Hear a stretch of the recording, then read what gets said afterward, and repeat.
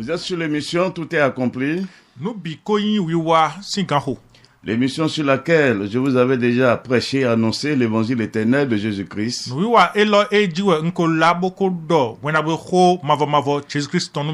En 2013, c'est-à-dire de 2013 à 2015. En vous déclarant que le temps de jugement est accompli selon l'ordre que j'ai reçu du Père. Apocalypse 14, versets 6 à 7 est accompli. Et nous sommes dans le temps du jugement. Et c'est l'heure de la vérité. Dans cette phase où nous sommes, où je parle à nouveau, ce n'est point pour vous annoncer notre évangile, ni pour vous prêcher notre message, mais c'est pour vous parler de la restauration de cet évangile après le retrait de ces ivreurs de prophétie de date, selon Matthieu 13, versets 24 à 30, et selon l'ordre que j'ai reçu du Père, c'est de vous apporter la lumière sur la vérité de cet évangile, afin que personne ne dira « Je n'ai pas compris » ou « On m'a trompé » ou « Je n'ai pas écouté » car cet évangile, c'est le dernier message que Dieu a pour les habitants de la terre. C'est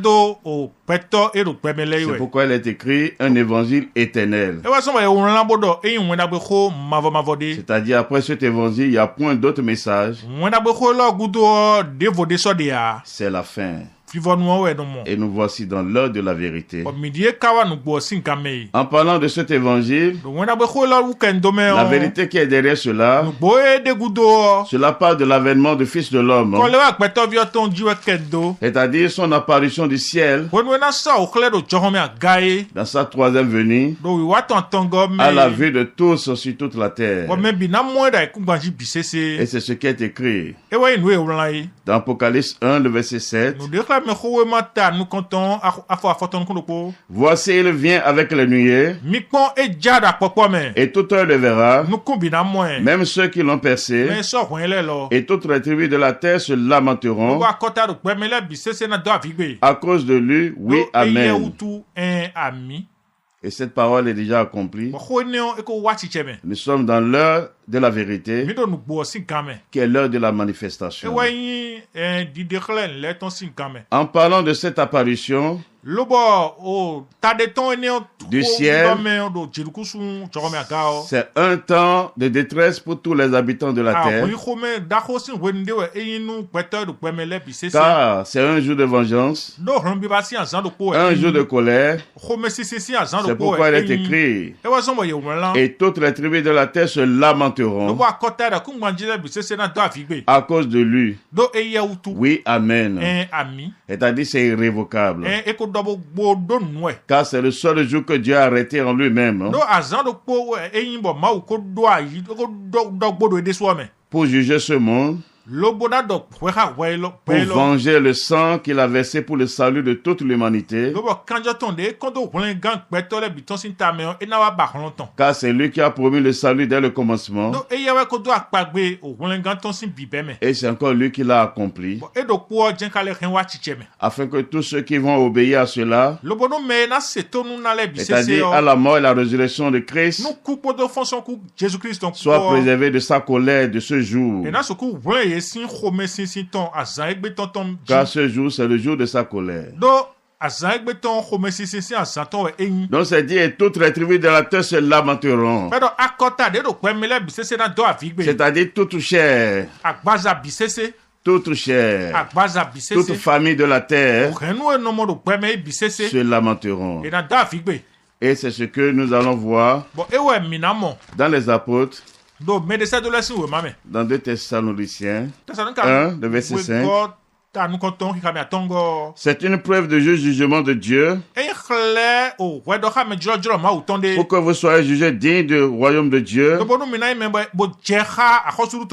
lequel vous souffrez, car il est de la justice de Dieu de rendre l'affliction à ceux qui vous affligent et de vous donner à vous qui êtes affligés du repos avec nous lorsque le Seigneur Jésus apparaîtra du ciel avec les anges de sa puissance au milieu d'une flamme de feu pour punir ceux qui ne connaissent pas Dieu et ceux qui n'obéissent pas à l'évangile de notre Seigneur Jésus. Et le verset 9, ils auront pour châtiment une ruine éternelle, loin de la face du Seigneur et de la gloire de sa force, c'est-à-dire sa majesté, car c'est dans son règne qu'il apparaîtra. C'est lui le roi béni éternellement. Il est roi des rois. Il est roi avant la fondation de ce monde. Et nous voici dans l'heure de la vérité. Mais en parlant de cette apparition du ciel, il est dit dans le verset 8 qu'il apparaîtra au milieu d'une flamme de feu pour punir ceux qui ne connaissent pas Dieu et ceux qui n'obéissent pas à l'évangile de notre Seigneur Jésus. Il dit cette apparition au milieu d'une flamme de feu, c'est pour punir ce monde, c'est-à-dire ceux qui ne connaissent pas Dieu. Il n'est pas dit les dieux, car il a un seul Dieu. Et ceux qui n'obéissent pas à son évangile, c'est-à-dire ceux qui n'ont pas cru qu'il est la fin de la loi de Moïse, qu'il est mort pour tous leurs péchés, qu'il est ressuscité pour leur justification, et que c'est lui le salut que Dieu a planté devant tous les hommes pour les faire grâce afin de leur préserver de sa colère de ce jour.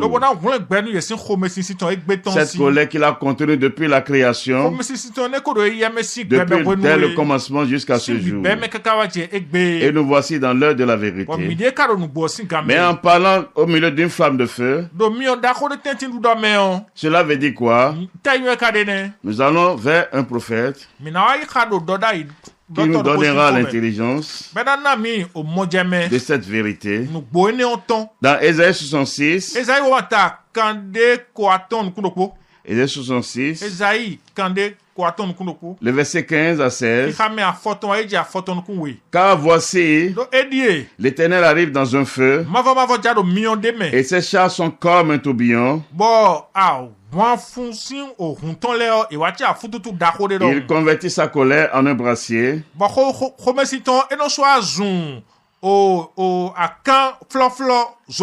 Et ses menaces en flamme de feu. Et le verset 16. C'est pas le fait que l'Éternel exerce ses jugements. C'est pas son grève qui châtie toute chair. Et ceux que tu iras, l'Éternel, seront en grand nombre. Voici la vérité.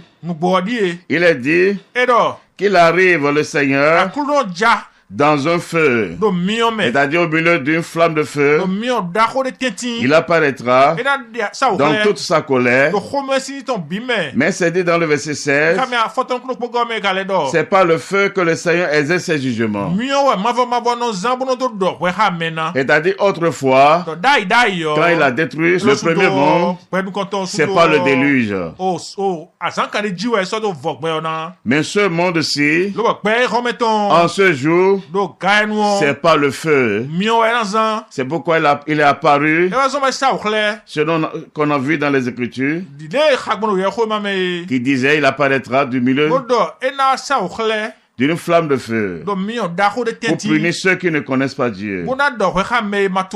C'est-à-dire, c'est pas le feu qui va exercer ses jugements, qui va détruire ce monde dans une ruine éternelle. Et nous voici dans l'heure de la vérité. Nous voici dans l'heure de la vérité. Et pour toujours avoir la pleine intelligence de cette vérité, nous allons lire dans les apôtres, car Dieu est dans sa parole, et sa parole c'est la vérité. Lorsque nous lisons dans 2 Pierre 3, il est écrit, voici déjà, bien-aimés, la seconde lettre que je vous écris, dans l'une et dans l'autre, et je cherche à éveiller par des avertissements votre saine intelligence, afin que vous vous souveniez des choses annoncées d'avance par les saints prophètes et du commandement du Seigneur et Sauveur, enseigné par vos apôtres, sachant avant tout que dans les derniers jours, il viendra des moqueurs avec leur raillerie, marchant selon leur propre convoitise, et disant où est la promesse de son avènement, car depuis que les pères sont morts, tout demeure comme dès le commencement de la création. Il veut l'ignorer. En effet, que les cieux existaient autrefois par la parole de Dieu, de même qu'une terre tirée de l'eau est formée au moyen de l'eau, et que par ces choses, le monde d'alors périt, submergé par l'eau. Tandis que par la même parole, les cieux et la terre, d'à présent, sont gardés et réservés pour le feu, pour le jour du jugement et de la ruine des hommes impies. Voici la vérité de ce jour. Ce que nous tirons d'ici, les cieux et la terre d'aujourd'hui, c'est dire que c'est gardé et réservé pour le feu, c'est-à-dire pour le jour du jugement et de la ruine des hommes impies. Et nous voici dans l'heure de la vérité. Et lorsque nous lisons dans le verset 10, il est écrit, le jour du Seigneur viendra comme un voleur. En ce jour, les cieux passeront avec fracas, les éléments embrassés se dissoudront, et la terre avec les œufs qu'elle renferme sera consumée. Voici la vérité de cet évangile. Encore. Donc lorsque nous parlons de son apparition au milieu d'une flamme de feu, la vérité qui est là est que c'est pas le feu que Dieu va exercer son jugement sur ce monde. Il a gardé ce monde, c'est-à-dire les cieux et la terre, tout ce qui renferme, afin de les consumer par le feu. Et nous voici dans l'heure de la vérité, car rien ne peut annuler les Écritures. Rien ne peut annuler les Écritures. Et comme il est dit dans le verset 3, sachant avant tout que dans les derniers jours, il viendra des moqueurs avec leur raillerie, marchant selon leur propre convoitise, et disant où est la promesse de son avènement. Où est la promesse de son avènement? C'est-à-dire où est le jour de sa vengeance? Où est le jour de son jugement? Où est le jour de sa colère? Car son apparition du ciel, c'est la destruction totale de ce monde, dans une ruine éternelle, y compris tous les hommes qui l'habitent, c'est-à-dire ceux qui n'ont pas obéi à la foi pour le salut. Et nous voici dans l'heure de la vérité. Aujourd'hui encore, comme il est dit, il existe encore des moqueurs qui pourront dire: oh, nous le connaissons. Nous le connaissons. Nous le connaissons. Mais s'ils m'ont connu, il doit connaître aussi mon Père. Et il doit savoir que ce que je dis, c'est la vérité. Car personne ne peut me contredire dans ce que je prêche, dans mes prédications et dans mes enseignements. Car tout est basé sur les Écritures. Et c'est pour cela, dans leur méchanceté, croyant combattre cette vérité par la puissance de leur Père, ils se sont glissés au milieu de nous avec ces ivraies des prophéties des dates qui a été retranché en ce jour afin que toutes les Écritures s'accomplissent. Car c'est là encore l'œuvre de Dieu. Ils vont dire qu'ils vont l'écouter parce que pour eux, dans leur méchanceté, en m'envoyant en prison, pour eux, c'est pour me faire périr afin que cette vérité ne soit plus.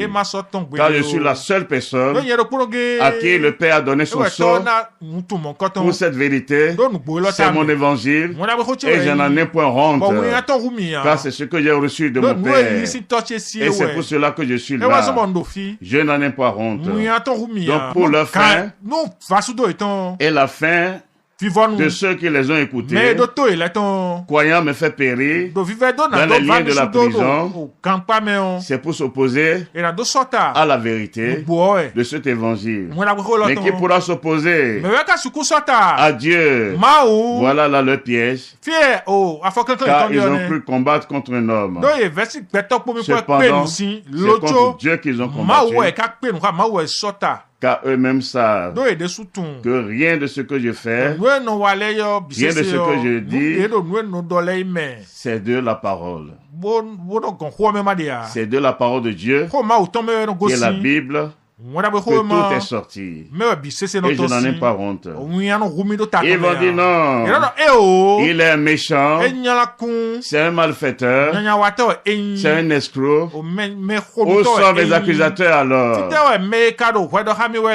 Où sont mes accusateurs? Où sont-ils?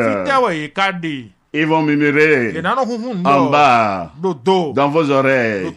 Si c'est la vérité qu'ils disent, ils doivent parler à haute voix.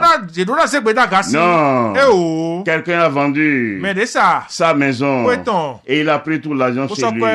C'est à cause de lui qu'il a vendu sa maison, à cause de son évangile. Quoique aucun d'eux ne peut dire le contraire, car je n'ai jamais prêché ni enseigné. Vendez vos propriétés parce que Jésus-Christ revient. À cause de l'avènement de Jésus-Christ, je n'ai jamais prêché cela. Je n'ai jamais enseigné cela. Pour preuve, c'est sur cette chaîne que j'avais commencé aux vêtements à parler de cet évangile. Quoique depuis 2007, je parlais déjà sur cette chaîne. Et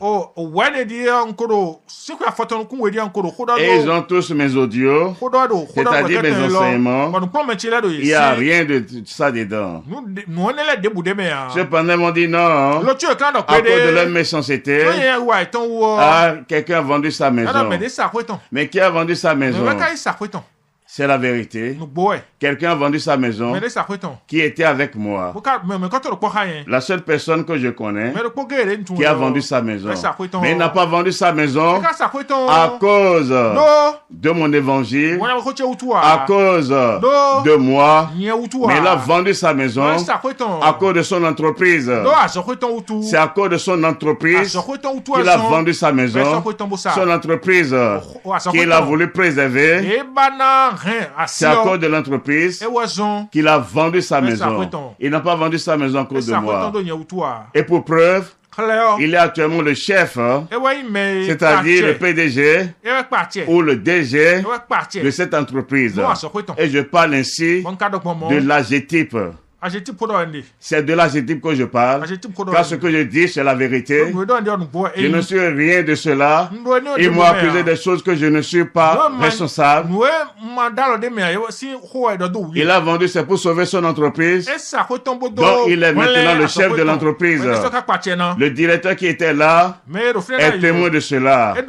Et plus fort encore, un ancien ministre qui est député aujourd'hui est dans cela avec lui. Et il connaît cette vérité. Donc personne n'a vendu sa maison à cause de mon évangile. Il n'a pas vendu sa maison à cause de mon évangile. Je n'en ai pas honte de dire cette vérité. Et c'est pour vous que je parle. Je ne parle pas pour moi-même. Car c'est derrière ces choses qui se sont cachées pour me combattre. C'est derrière ces choses qui se sont cachées pour se donner des preuves qui n'existent pas. Pour preuve, celui qui est sorti du milieu de nous pour me livrer sous la puissance de leur autorité, haute autorité qui nomme, celui qui est sorti du milieu de nous, c'est à cause de la vente de cette maison. Au contraire, celui qui a voulu l'escroquer, se cachant derrière mon nom pour lui prendre de l'argent. Je me suis opposé à cela. C'est à cela que je suis devenu méchant pour lui. C'est à cela que je suis devenu malfaiteur. Si on accuse quelqu'un qu'il est association de malfaiteurs, comment est-ce que c'est possible que c'est lui seul qu'on juge? C'est lui seul. J'ai été seul qui sont venus chercher. J'ai été seul qu'ils ont présenté devant le procureur. J'ai été seul qu'ils ont présenté devant le tribunal, devant le juge. J'ai été seul qu'ils ont envoyé en prison. Mais pourtant, ils ont écrit association de malfaiteurs. Escroc, je ne suis rien de cela. Pour preuve, je suis en train de parler en plein jour. Parce que je ne suis rien de ça. Je ne suis pas un méchant, je suis la vérité. Et à moi, il n'y a que la vérité. Pour preuve encore, quand je suis sorti de la prison, je n'ai pas changé de localité. Je suis toujours à Papa. J'ai déjà fait plus de 24 ans là. Personne ne peut dire qu'il a trouvé du mal à moi, qu'il peut m'accuser. Où sont mes accusateurs? C'est pour vous que je parle ici. Je n'en ai pas honte, car le temps que nous sommes, c'est pour votre salut, car c'est un évangile éternel. Et cette porte qui est ouverte pour vous, c'est une porte de rachat. Et je n'ai qu'un peu de temps pour vous parler, afin de me retirer encore. Et on verra la suite. Car il y a un temps pour parler, il y a un temps pour garder le silence. Et nous voici dans l'heure de la vérité. Donc c'est des moqueurs, c'est des séducteurs, c'est des antéchrists qui sont au milieu de vous. On dit non, il n'a aucune preuve. La preuve, je suis en plein jour, je parle, je marche librement, c'est le méchant qui fuit. Je ne suis pas un fuyard, je ne me cache à rien, je ne suis pas un vagabond pour me promener de rue en rue. Je suis toujours là où je suis. Quoi qu'il m'ait arraché ma maison, je suis toujours dans Papa. Donc croyez en Dieu, car sa parole c'est la vérité, Quelqu'un qui va dire il est sorti de milieu de moi pour dire je le connais, c'est un séducteur, c'est un menteur, c'est un antéchrist, c'est un fils du diable. Et je vous ai parlé en vérité, afin que cela puisse vous servir de témoignage. Car nous sommes dans l'heure de la vérité. Nous sommes dans l'heure de la vérité. Je n'ai pris rien chez quelqu'un. Je n'ai escroqué personne. Sinon, où sont mes accusateurs? Qui se présente alors? Si c'est la vérité, nous sommes dans l'heure de la vérité. Nous sommes dans l'heure de la vérité. Ceci, c'est pour vous que je parle ainsi. C'est pour vous que je parle. Et à cause de vous, vous qui m'écoutez, car cet évangile que je tiens, c'est de Dieu que je tiens. Et c'est la vérité. Et c'est ça qu'ils ont pu combattre jusqu'à ce jour. Mais leur puissance a été manifestée. Car c'est la vérité. C'est la vérité. Et nous voici dans l'heure de la vérité. Nous voici dans l'heure de la vérité. En parlant de cet évangile, quand je vous suis en train de vous parler, ce jour que Dieu va exercer son jugement, c'est pas le feu. C'est pourquoi encore lorsque nous lisons dans Apocalypse 14,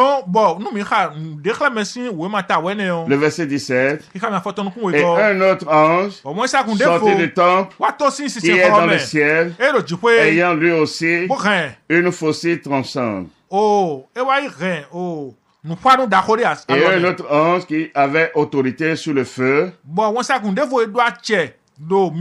sortit de l'autel et s'adressa d'une voix forte à celui qui avait la faucille tranchante, disant: lance la faucille tranchante et vendange les grappes de la ville, de la terre, car les raisins de la terre sont mûrs. Ici nous voyons, cela parle de la destruction de ce monde, de tous les méchants, de tous les pécheurs qui seront exterminés par la colère de Dieu. Mais lorsque nous regardons le verset 18, il est dit un autre ange qui avait autorité sur le feu sorti de l'autel, qui montre que c'est pas le feu que Dieu va exercer son jugement sur ce monde. Et nous voici dans l'heure de la vérité.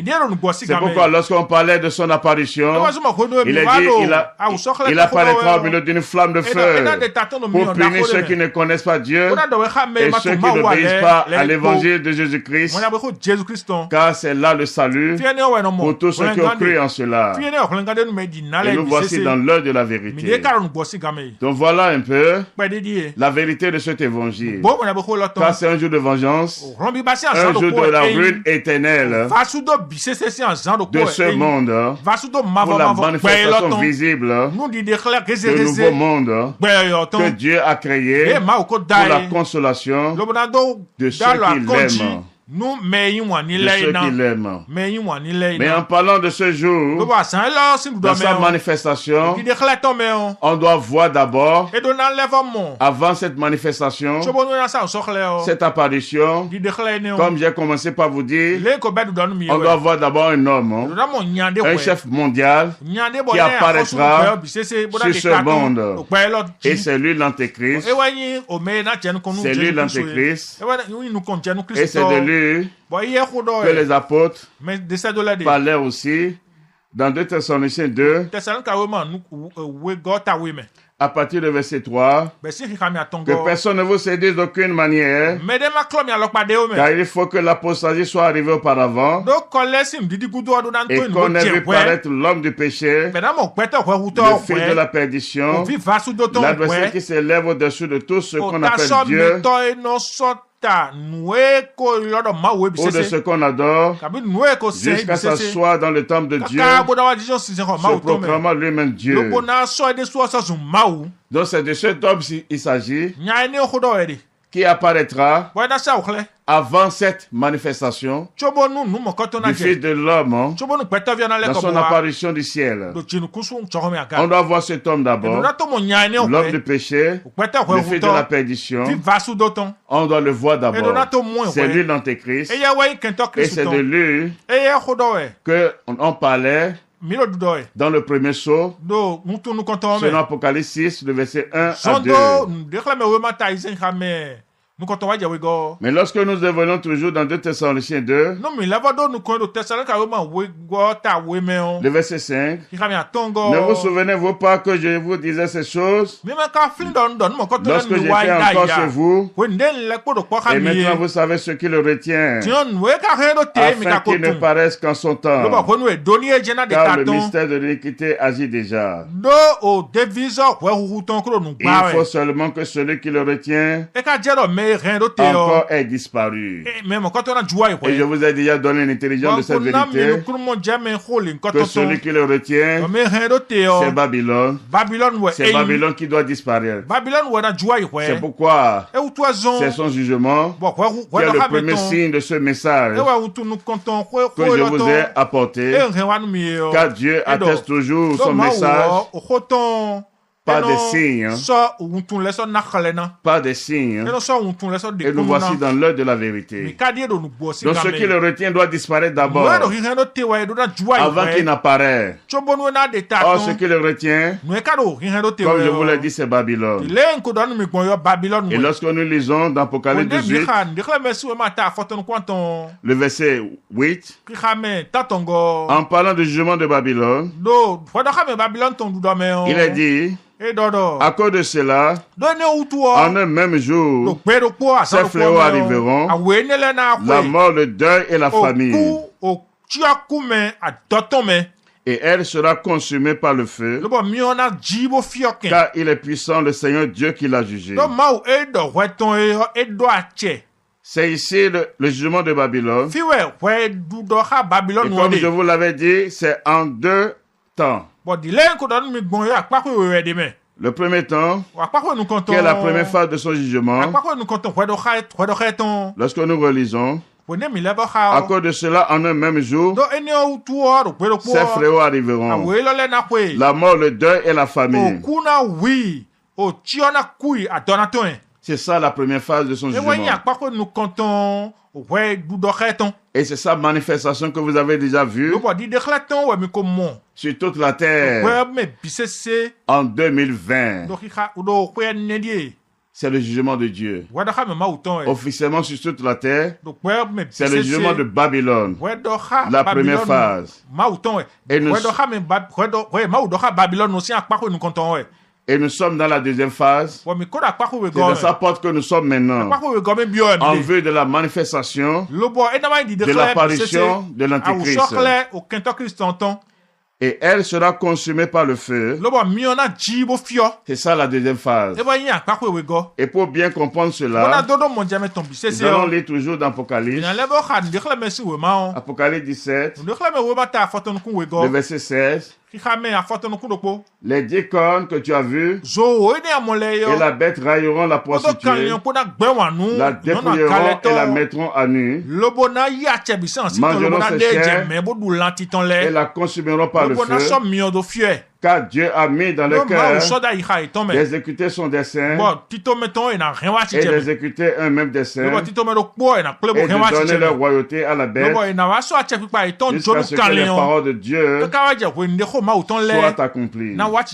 Et la femme que tu as vue, c'est la grande ville qui a la royauté sur le roi de la terre.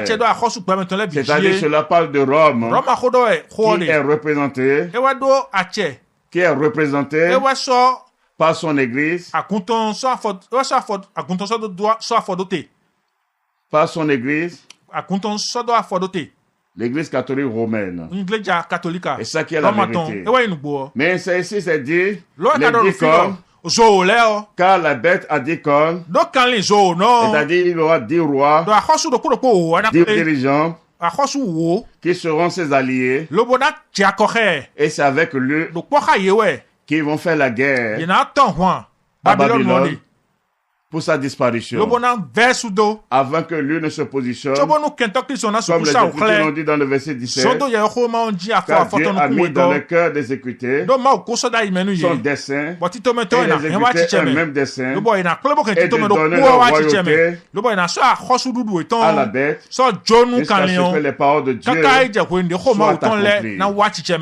Ils vont donner leur royauté à la bête. C'est ce que je vous disais, qu'il aura la royauté sur le monde entier, sur toutes les nations. Il va établir son règne sur toute la terre. Il sera le chef unique de toute la terre. Et c'est le plan de Dieu. Donc c'est toujours le jugement de Dieu. C'est pourquoi on a parlé des desseins de Dieu que Dieu a mis en eux pour l'exécuter.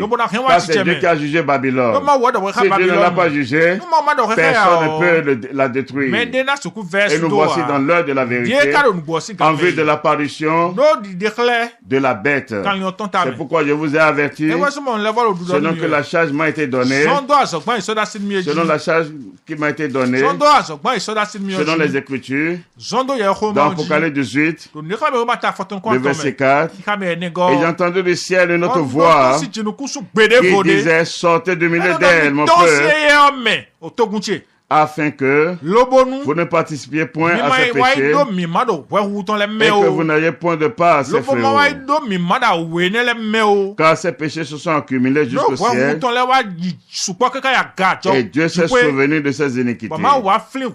Il a dit sortez du milieu d'elle, sortez de robes, sortez de ses systèmes, sortez de ses œuvres, sortez de son église, car Dieu l'a déjà jugé. Elle est déjà tombée. Et ceci, c'est depuis 2013. Elle ne pourra plus se relever. Et nous sommes dans la phase de la manifestation visible de son jugement. Celui qui a manifesté la première phase de son jugement, il est puissant de manifester la dernière phase. Et c'est là que nous sommes. Et c'est en vertu de cela qu'il m'a précipité encore dehors pour vous avertir. Pour vous avertir, car après ceci, c'est la fin. C'est l'apparition de la bête, c'est-à-dire de l'Antéchrist. Et c'est là le jugement de ce monde. Et nous voici dans l'heure de la vérité. Heureux et saints, ceux à qui il aurait été donné d'écouter le son de la trompette encore dans cette phase. Car c'est de Dieu que je tiens cela. Je ne tiens pas cela d'un homme, ni d'un ange. C'est pourquoi je me tiens là pour vous parler. Et ce que je dis, c'est la vérité. Sortez de là. C'est en un clin d'œil. En un clin d'œil. Car la bête est déjà là. L'Antéchrist est déjà là. Mais ce qui le retient, c'est Babylone. Elle doit disparaître d'abord. Et je vous ai montré, selon le plan de Dieu, ce qui doit se passer selon les Écritures, car Dieu est dans sa parole. Et ce jour, c'est le jour de Dieu où seule sa volonté est faite. Et nous voici dans l'heure de la vérité, et c'est oui et amen. C'est oui et amen. Donc c'est après ceci qu'on verra l'apparition de la bête, c'est-à-dire de l'Antéchrist. Et lorsque nous lisons dans Apocalypse 13, le verset 1, je vous avais dit que cela parle de l'Antéchrist, la bête qui est montée de la mer. Il s'agit de l'Antéchrist. Apocalypse 13, le verset 1. Puis je vis monter de la mer une bête qui avait 10 cornes et 7 têtes, et sur ces cornes 10 diadèmes, et sur ces têtes des noms de blasphème.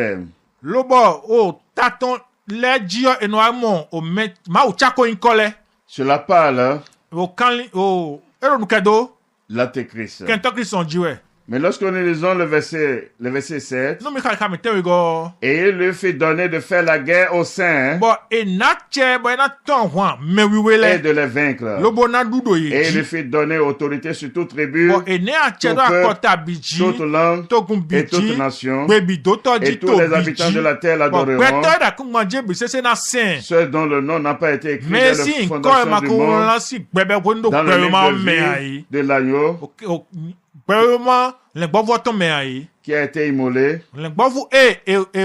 Si quelqu'un a des oreilles, qu'il entende. Et le verset 10, si quelqu'un est destiné à aller en captivité, il ira en captivité. Si quelqu'un est destiné à être tué par l'épée, il faut qu'il soit tué par l'épée. C'est ici la persévérance et la foi des saints. Lorsque nous considérons ce passage, il est dit ici, il lui fit donner de faire la guerre aux saints. C'est-à-dire, il va faire la guerre à l'église. L'église de Dieu, l'église de Christ, le peuple de Dieu, il va le faire la guerre. Et c'est là la grande tribulation. C'est la grande. C'est contre l'église. Ce n'est pas contre le monde. Car le verset 8 dit que quoi? Et tous les habitants de la terre l'adoreront. Ceux dont le nom n'a pas été écrit dès la fondation du monde dans le livre de vie de l'agneau qui a été immolé. Donc ceux qui vont l'adorer, il ne va pas les combattre. C'est l'église de Dieu qui a pour un seul roi Christ, Jésus-Christ homme. Dieu béni éternellement. C'est à eux qu'il fera la guerre. Donc c'est avec l'église. Pour dire quoi? La grande tribulation, c'est l'église de Dieu qui est visée. Et c'est dans cela que nous voyons la manifestation de l'accomplissement du 5e sceau. Lorsque nous lisons dans Apocalypse 6, le verset 9, quand il ouvrit le 5e sceau, je vis sur l'autel les âmes de ceux qui avaient été immolés à cause de la parole de Dieu et à cause du témoignage qu'ils avaient rendu. Ils criaient d'une voix forte. Il criait d'une voix forte. Il criait d'une voix forte en disant, jusqu'à quand, maître saint véritable, tu as jugé et a tiré vengeance de notre sang sur les habitants de la terre. Une robe blanche fut donnée à chacun d'eux. Il leur fit dire de se tenir en repos quelque temps encore, jusqu'à ce que fut complet le nombre de leurs compagnons de service et de leurs frères qui devaient être mis à mort comme eux.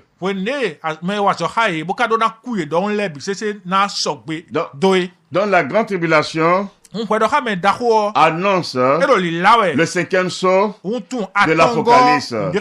Et cela concerne l'église de Dieu, la véritable église qui doit traverser la grande tribulation. Or, lorsque nous parlons des saints, les Écritures vont nous donner la vérité sur les saints, ce que Dieu appelle les saints, car nous avons dit dès le commencement que cela part de l'église, et ce que nous disons c'est la vérité.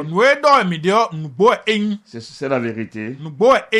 Nous lisons dans Éphésiens 1, le verset 1. Paul, apôtre de Jésus-Christ, par la volonté de Dieu, aux saints qui sont à Éphèse et aux aux fidèles en Jésus-Christ. Il dit aux saints qui sont à Éphèse. Il parle des membres du corps de Christ. Ceux qui ont été sanctifiés par le fond du corps de Jésus-Christ. Et par le Saint-Esprit. L'Esprit de Dieu. Qui pour former l'église de Dieu, pour former le corps de Christ, c'est eux qu'on appelle les saints. C'est pourquoi lorsque l'apôtre envoya la lettre à l'église, il a parlé des saints. Et lorsque nous lisons encore dans Philippiens 1, le verset 1, Paul et Timothée, serviteurs de Jésus-Christ, à tous les saints en Jésus-Christ, ils sont à Philippe. Voilà la vérité. Et en parlant des saints, il parle du corps de Christ. Il parle de l'église. Les membres de l'église. C'est eux qu'on appelle les saints. C'est eux qu'on appelle les saints. Et c'est là la vérité. Lorsque nous lisons toujours dans Philippiens 4, le verset 21, salut tous les saints en Jésus-Christ. Les frères qui sont avec moi vous saluent. Et le verset 22, tous les saints vous saluent, et principalement ceux de la maison de César. Donc les saints parlent des chrétiens, ceux qui sont sanctifiés par le corps de Christ, c'est-à-dire par son sacrifice, et par le Saint-Esprit pour former son corps. C'est eux qu'on appelle saints. Et c'est la vérité. Et c'est la vérité. Nous n'allons pas nous arrêter là. Nous allons voir encore dans Actes. Nous allons voir dans Actes. Actes 9, le verset 31. L'église était en paix dans toute la Judée, la Galilée et la Samarie, s'édifiant et marchant dans la crainte du Seigneur, et ça croissait par l'assistance du Saint-Esprit. Et le verset 32, quand Pierre visitait tous les saints, il descendait aussi vers ceux qui demeurait à Lydde. Donc en parlant des saints, il parle de l'église de Christ, les membres du corps de Christ. Et c'est ce que l'Écriture atteste encore. Lorsque nous lisons dans 1 Corinthiens 14, le verset 33, car Dieu n'est pas un Dieu de désordre, mais de paix, comme dans toutes les églises des saints. Dans toutes les églises des saints. Donc voilà la vérité. Lorsque nous lisons encore dans Apocalypse 13, le verset 7, et il fait donner de faire la guerre aux saints et de les vaincre. Cela parle de l'église de Christ. Il va combattre l'église de Christ. Et n'est pas le monde qui va combattre. C'est l'église de Christ. À cause de leur foi, à cause de leur témoignage, à cause du nom de leur Père, de leur Dieu qu'ils ont reçu. Il va les combattre. À cause de l'Esprit de Dieu qui est en eux, il va leur faire la guerre. Voilà la vérité.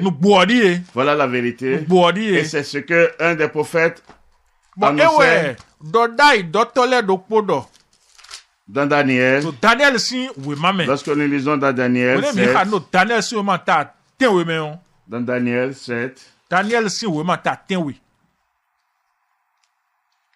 le verset 25 à 26, il prononcera des paroles contre le Très-Haut.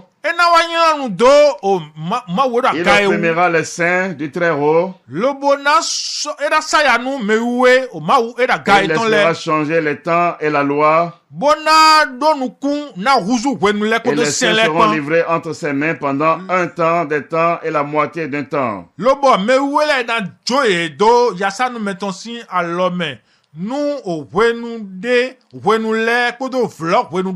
C'est-à-dire 3 ans et demi. C'est-à-dire 42 mois. Qu'il lui a été donné d'agir avec ses cornes.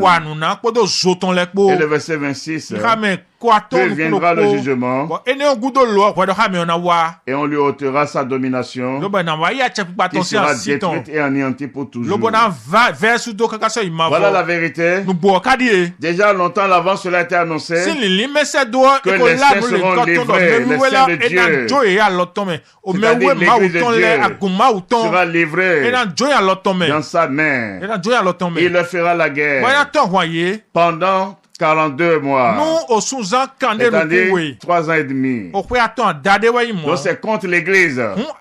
Car lorsque nous parlons des saints, il y a un seul saint. Ce n'est pas celui qui est mort. Et qu'un homme va rester pour le déclarer saint. C'est celui qui a la foi en Jésus-Christ. C'est-à-dire qui a cru à sa mort et sa résurrection et qui a reçu son esprit. C'est lui qu'on appelle saint. C'est lui qu'on appelle saint. Ce n'est pas quelqu'un qui est mort et quelqu'un va rester pour compter des jours pour lui pour le déclarer saint. C'est une abomination. Voilà la vérité. D'autres vont dire non. L'église sera enlevée. L'église sera enlevée. Mais qu'est-ce que les Écritures disent? Que disent les Écritures? Car la grande tribulation c'est pour l'église. Lorsque nous lisons dans 1 Thessaloniciens 4, le verset 16, car le Seigneur lui-même a un signal donné à la voix d'un archange et au son de la trompette de Dieu descendra du ciel et les morts en Christ ressusciteront premièrement. Ensuite, nous les vivants qui serons restés, nous serons tous ensemble enlevés avec eux, ceux des liés à la rencontre du Seigneur dans les airs. Et ainsi nous serons toujours avec le Seigneur. Ici on parle de quoi? L'avènement, l'apparition du Fils de l'homme lorsqu'il descendra du ciel au son de la dernière trompette. Et c'est là il aura la résurrection des morts. Oh, la grande tribulation serait déjà passée avant le jour de cette trompette. Selon les Écritures. Car la grande tribulation annonçait le 5e saut. Donc c'est un mensonge pour dire que l'église sera enlevée. C'est un mensonge que l'église n'allait pas voir l'Antéchrist. C'est faux. C'est l'œuvre de l'Antéchrist. C'est les enseignements de l'Antéchrist pour vous endormir. Vous devez sortir de cette doctrine-là. Nous voici dans l'heure de la vérité. Car nous n'avons pas honte de souffrir à cause du nom de Dieu. Si c'est pour le nom de Dieu, c'est une grande gloire pour nous. C'est une grande gloire pour nous. C'est pourquoi toutes les souffrances que j'ai connues en ce jour, je n'en ai pas honte, car c'est pour le nom de mon Père et je m'en réjouis beaucoup. C'est ça qui me donne plus de la force. Et nous voici dans l'heure de la vérité. Nous sommes venus à la fin de cette émission. Que celui qui a d'oreilles pour écouter l'écoute, celui à qui il a été donné de comprendre cela. Nous sommes à la fin de la mission. Pour nous écouter sur YouTube, tout est accompli 2. En un seul mot. Nous sommes à la fin de l'émission.